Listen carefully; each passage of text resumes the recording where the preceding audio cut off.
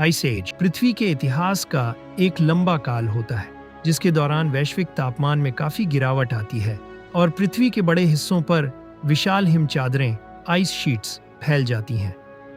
ऐसे अत्यधिक ठंडे काल लाखों वर्षों में कई बार आए हैं, लेकिन सबसे हाल का और प्रसिद्ध चरण प्लाइस्टोसीन एपॉक कहलाता है, जो लगभग 2.6 मिलियन वर्ष पहले शुरू हुआ और लगभग 11,700 वर्ष पहले समाप्त हुआ।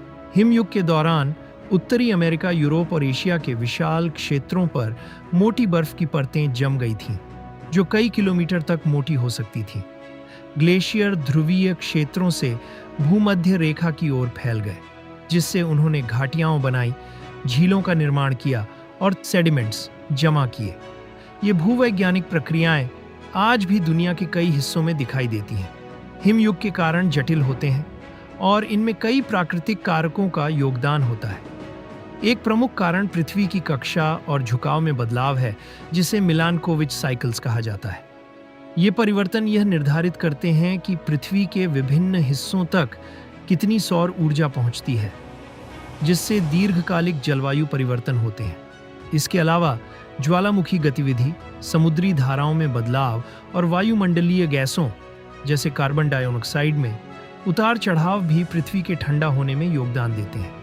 हिमयुग एक लगातार अत्यधिक ठंडा समय नहीं था, बल्कि इसमें दोहराने वाले चरण होते थे, जिन्हें ग्लेशियल और इंटरग्लेशियल काल कहा जाता है।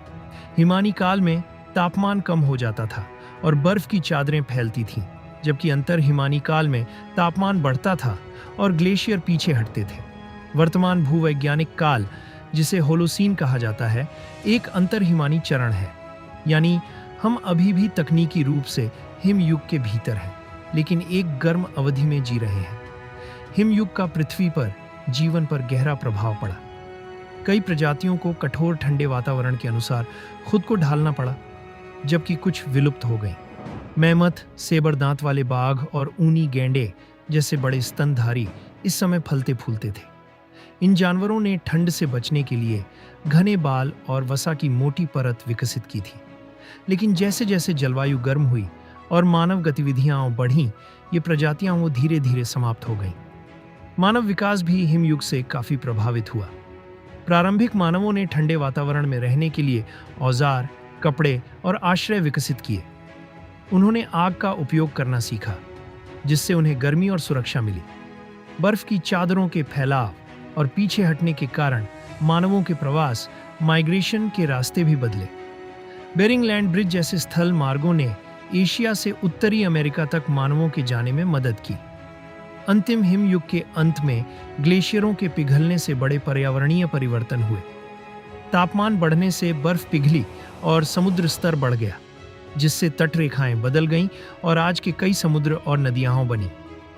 उपजाऊ भूमि सामने आई, जिससे कृषि का विकास और मानव सभ्यताओं का उदय संभव हुआ।